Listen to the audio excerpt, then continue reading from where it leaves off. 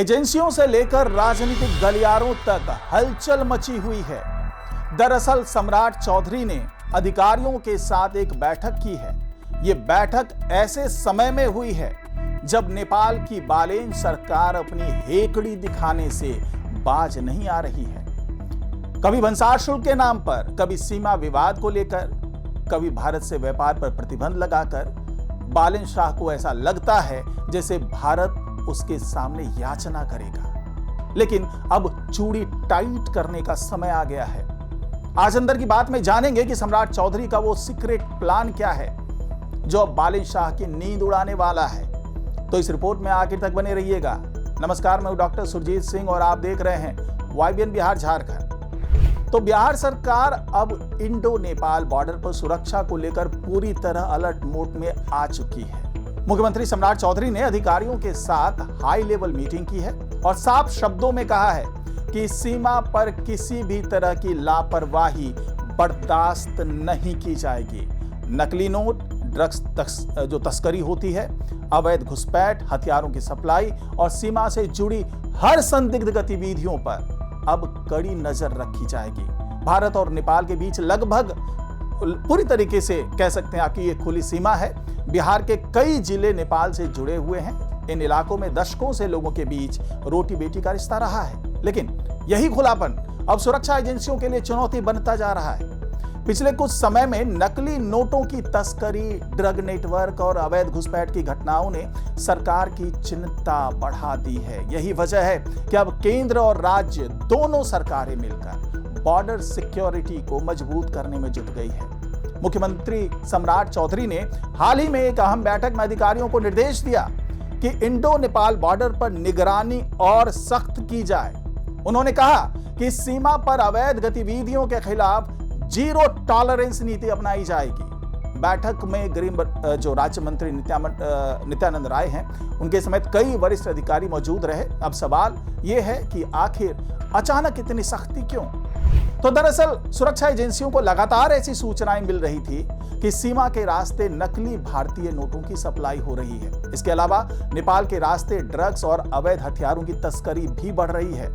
बिहार के सीमावर्ती जिलों में कई बार बड़ी मात्रा में नकली नेपाली और भारतीय जो मुद्रा है वो पकड़ी गई है।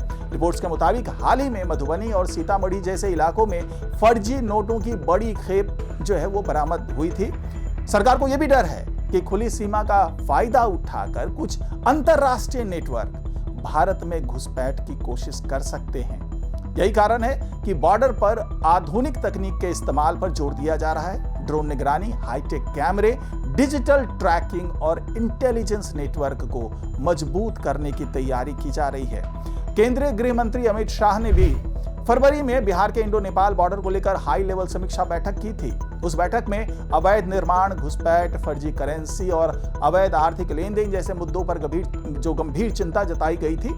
और अमित शाह ने अधिकारियों को निर्देश दिया था कि सीमा के नो मैंस लैंड पर किसी भी तरह के अतिक्रमण को तुरंत हटाया जाए और अवैध गतिविधियों के खिलाफ कड़ा अभियान चलाया जाए। तो यह समझना जरूरी है कि भारत नेपाल सीमा बाकी सीमाओं से अलग है। यहां लोगों की आवाजाही अपेक्षाकृत आसान है। हजारों लोग रोज काम, व्यापार और पारिवारिक कारणों से सीमा पार करते हैं। लेकिन इसी का फायदा उठाकर अपराधी तत्व जो कोशिश करते हैं इसका फायदा उठाने की, और बॉर्डर से जुड़े कई इलाकों में सुरक्षा एजेंसियों ने हाल के महीनों में कई संदिग्ध गतिविधियां पकड़ी है। अधिकारियों का कहना है कि नकली नोटों की तस्करी अब पहले से ज्यादा तकनीकी हो गई है। साधारण प्रिंटर से भी नकली नोट तैयार किए जा रहे हैं। हालांकि उच्च गुणवत्ता वाले नकली नोट कम हो गए हैं, लेकिन छोटे स्तर पर नकली मुद्रा का नेटवर्क अभी भी सक्रिय है। बिहार पुलिस और SSB यानी सशस्त्र सीमा बल लगातार संयुक्त ऑपरेशन चला रहे हैं। कई जगहों पर चेकिंग बढ़ा दी गई है। रेलवे स्टेशन, बस स्टैंड और बॉर्डर मार्केट्स पर निगरानी तेज कर दी गई है।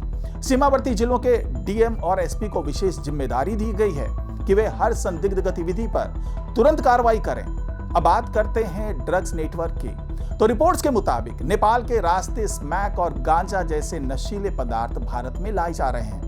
बिहार पुलिस का कहना है कि इस नेटवर्क को तोड़ने के लिए लगातार कार्रवाई की जा रही है। पुलिस अधिकारियों ने माना कि जहां ड्रग्स का नेटवर्क होता है वहां अवैध हथियारों का भी खतरा बढ़ जाता है। इसलिए सुरक्षा एजेंसियां हैं अब इस पूरे नेटवर्क पर एक साथ कार्रवाई करने की रणनीति बना रही हैं। सीमा सुरक्षा को लेकर एक और बड़ा मुद्दा है, वो है अवैध घुसपैठ। अधिकारियों के अनुसार नेपाल के रास्ते कई विदेशी नागरिक भारत में दाखिल होने की कोशिश करते हैं। कुछ लोग गलती से सीमा पार कर जाते हैं, लेकिन कई मामलों में संगठित तरीके से घुसपैठ की कोशिश भी सामने आई है। सुरक्षा एजेंसियों के लिए सबसे बड़ी चुनौती ये है कि भारत और नेपाल के लोगों के बीच सांस्कृतिक और सामाजिक समानताएं बहुत ज्यादा हैं, जिसे पहचान करना मुश्किल हो जाता है। इसी वजह से अब बिहार सरकार बॉर्डर इलाकों में टेक्नोलॉजी आधारित निगरानी पर जोर दे रही है।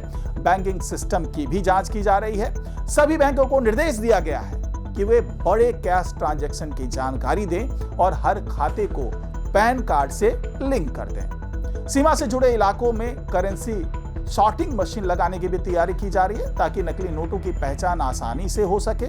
इसके अलावा सरकार उन लोगों की संपत्तियों की भी जांच करेगी जिन पर संदिग्ध गतिविधियों में शामिल होने का शक है। अगर कोई व्यक्ति सीमा इलाके में अचानक बड़ी संपत्ति खरीदता है तो उसके फंडिंग सोर्स की जांच की जाएगी। अब राजनीतिक नजरिए से देखें तो बिहार चुनाव से पहले बॉर्डर सिक्योरिटी का मुद्दा काफी अहम माना जा रहा है। अब बीजेपी, क्योंकि यह मुद्दा उस वक्त भी उठा था चुनाव के दौरान, और बीजेपी और एनडीए सरकार कानून व्यवस्था और राष्ट्रीय सुरक्षा को बड़ा मुद्दा मान भी रही है। वहीं विपक्ष इस पूरे मामले को लेकर सरकार से सवाल भी पूछ रहा है कि आखिर इतने समय तक सीमा पर निगरानी कमजोर क्यों रही। हालांकि सुरक्षा विशेषज्ञों का मानना है कि इंडो नेपाल बॉर्डर की चुनौतियां बेहद जटिल हैं। यहां केवल सख्ती से काम नहीं चलेगा, स्थानीय लोगों का विश्वास जीतना भी जरूरी है, क्योंकि सीमावर्ती गांव के लोग ही सुरक्षा एजेंसियों की सबसे बड़ी ताकत बन सकते हैं। सरकार वाइब्रेंट विलेज प्रोग्राम के तहत सीमावर्ती गांव में विकास कार्यों को भी वो तेज कर रही है। सड़क, बिजली, बैंकिंग और रोजगार जैसी सुविधाओं को बढ़ाया जा रहा है ताकि लोग अवैध नेटवर्क के प्रभाव में न आए। विशेषज्ञों का कहना है कि अगर बॉर्डर इलाकों में विकास होगा, रोजगार मिलेगा और प्रशासनिक निगरानी मजबूत होगी, तभी सुरक्षा व्यवस्था वास्तव में प्रभावी हो पाएगी। तो भारत नेपाल संबंध हमेशा से बेहद खास रहे हैं। दोनों देशों के बीच सांस्कृतिक, धार्मिक और सामाजिक संबंध बहुत मजबूत हैं। इसीलिए सुरक्षा बढ़ाने का मतलब यह नहीं है कि दोनों देशों के रिश्तों में दूरी आएगी, बल्कि इसका उद्देश्य केवल अवैध गतिविधियों को रोकना और आम लोगों की सुरक्षा सुनिश्चित करना है। फिलहाल बिहार सरकार और केंद्र सरकार दोनों साफ संदेश दे चुकी है कि सीमा पर अब किसी भी तरह की गैर कानूनी गतिविधि बर्दाश्त नहीं की जाएगी।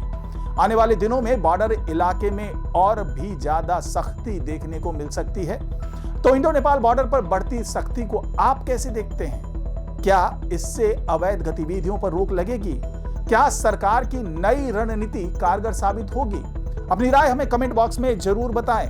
अगर आपको ये वीडियो पसंद आया हो तो इसे लाइक और शेयर करें और हमारे चैनल को सब्सक्राइब करना बिल्कुल ना भूलें। नमस्कार।